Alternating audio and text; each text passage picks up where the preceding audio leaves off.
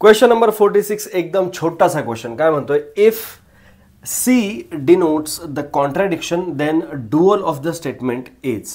सगळ्यात अगोदर एक गोष्ट लक्षामध्ये घ्या, कुठलाही तुम्हाला स्टेटमेंट दिले त्या स्टेटमेंटचा डुअल काढताना आपण फक्त 4 चेंजेस करायचे. हे 4 सोडून दुसरा कुठला चेंज कधीच नाही करायचा. काय, जर अँड असेल तर ऑर करा, ऑर असेल तर अँड करा, टॉटोलॉजी असेल तर कॉन्ट्रॅडिक्शन करा, कॉन्ट्रॅडिक्शन असेल तर टॉटोलॉजी करा. That's it. गिवन स्टेटमेंट बघा, निगेशन पी आहे, निगेशनला छेडायचं नाही, निगेशन ॲज इट इज ठेवून देतो, पी ठेवला ॲज इट इज, अँडचा केला ऑर, ब्रॅकेटमध्ये क्यू ठेवला ॲज इट इज, ऑरचा केला अँड, सी म्हणजे कॉन्ट्रॅडिक्शन असतं, कॉन्ट्रॅडिक्शनचा उलटा केला tautology. Negation P or Q and T, option A is the correct option. संपला हा क्वेश्चन.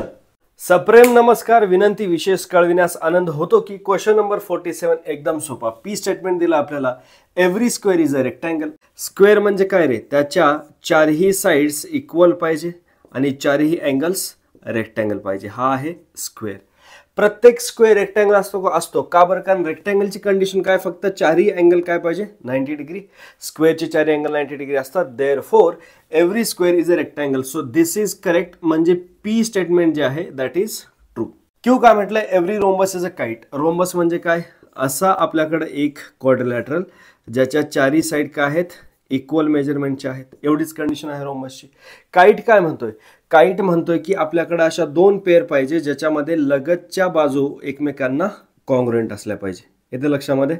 मग याच्यामध्ये बघा, जर सपोज आपल्याकडे हा काइट असेल तर या ठिकाणी बघा या दोन साइड कॉन्ग्रुएंट आहे, पण रोम्बसमध्ये ऑलरेडी सगळ्या साइड कॉन्ग्रुएंट असतात, त्याच्यामुळे every rhombus is a kite. अजून एक कंडिशन आहे काइटची, ती म्हणजे त्यांचे डायगोनल एकमेकांना परपेंडिक्युलर मध्ये इंटरसेक्ट केले पाहिजे. रोम्बसचे सुद्धा diagonal by default perpendicular intersect करतात. Therefore every rhombus is also a kite. मग स्टेटमेंट क्यू जो आहे तो सुद्धा ट्रू आहे. याच्यामुळे क्यू ची ट्रूथ व्हॅल्यू काय झाली, ट्रू. पी आणि क्यू दोन्ही सुद्धा ट्रू आहेत. त्यांनी आपल्याला विचारलंय then the truth values of P implies Q and P double implies Q. P implies Q काय झाला, मग ट्रू इम्प्लाइज ट्रू, हा काय झाला true. P double implies Q म्हणजे ट्रू, डबल इम्प्लाइज ट्रू, हा सुद्धा काय झाला true. So therefore T comma T is the correct option. गोम संगतीना क्वेश्चन नंबर 48 काय म्हणतो, which of the following quantified statements is true. 4 पैकी कुठलं ऑप्शन बरोबर आहे असं सांगा म्हटलंय. ऑप्शन पहिला बघू, the square of every real number is positive. बरोबर आहे का रे, येस बरोबर आहे. There exist a real number whose square is negative. Real नंबरचा स्क्वेअर निगेटिव्ह नसतो, हे चुकीचं आहे. The square of every real number is negative, हे सुद्धा चुकीचं आहे. Every real number is rational, हे पण चुकीचं आहे, कारण रिअल नंबरमध्ये इरॅशनल सुद्धा आहे. Therefore option A is the correct option. मित्रांनो लक्षात ठेवा. वर ढगाला लागली कळ, क्वेश्चन सॉल्व कर. 49 क्वेश्चन म्हणतोय, symbolic form of the given switching circuit is. आपल्याला काय माहिती आहे, S1 हा नेहमी पी असतो. S1 डॅश काय होतो रे, निगेशन पी. S2 काय असतो, क्यू. S2 डॅश काय होतो, निगेशन क्यू.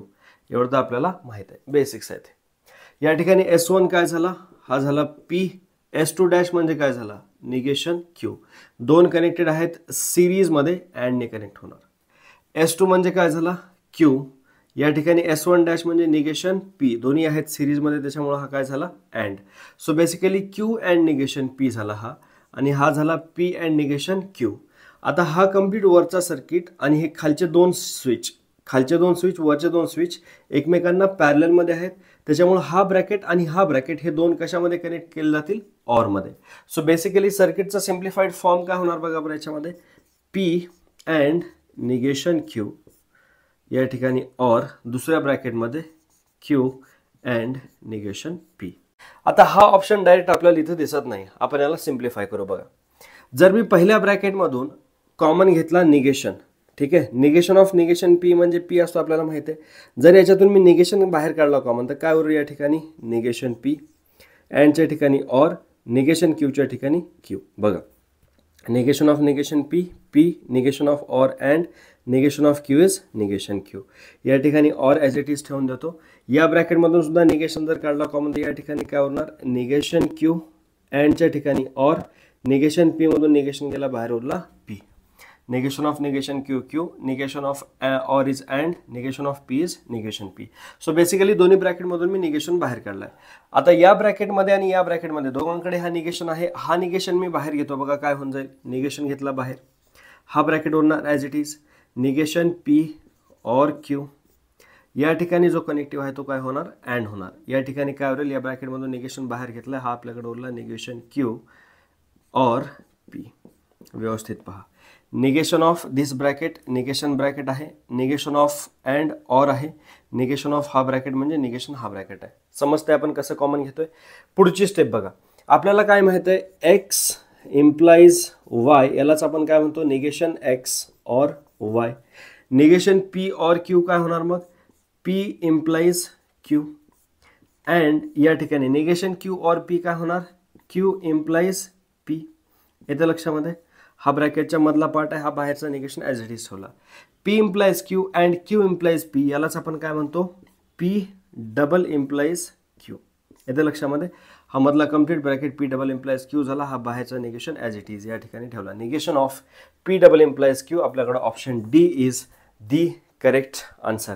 आय होप तुम्हाला समजलंय. जर समजलं नसेल तर परत बघा, क्वेश्चन इझिली समजून जाईल. तरी सुद्धा नाही समजला तर कॉमेंट सेक्शनमध्ये विचारा, जो काय तुम्हाला डाऊट आलेला आहे. सपासप मी तुम्हाला आन्सर करतो कॉमेंट सेक्शनमध्ये. क्वेश्चन नंबर 50 विचारला होता in the test of 2013. P statement दिला, काय म्हटलंय a triangle is equilateral. Q statement दिलाय a triangle is equiangular. Equilateral म्हणजे सगळ्या साईड इक्वल मेजरमेंटच्या, इक्वी अँग्युलर म्हणजे सगळे अँगल्स इक्वल मेजरमेंटचे. या ठिकाणी काय म्हटलंय then the inverse of Q implies P. Q implies P चा इनवर्स काय होतो negation Q implies negation P. Negation Q म्हणजे if a triangle is not इक्विअँग्युलर, if a triangle is not equiangular then it is not equilateral. If a triangle is not equiangular then it is not equilateral. Option B is the correct answer. एकदम सोपा question आहे. I hope तुम्हाला समजला असेल. काही अडचण असेल तर 100% कळवा. या व्हिडिओमध्ये तुम्हाला काही जरी डाऊट असेल, सरळ कॉमेंट सेक्शनमध्ये जायचं आणि विचारायचं. मजाक करत नाही, चॅनलवरती हजारो कमेंट येतात, मी सगळ्यांना रिप्लाय करतो, तुम्हाला सुद्धा 100% करणार. माझं नाव स्पार्क, मी शिकवतो मॅथ्स, लक्षात ठेवा.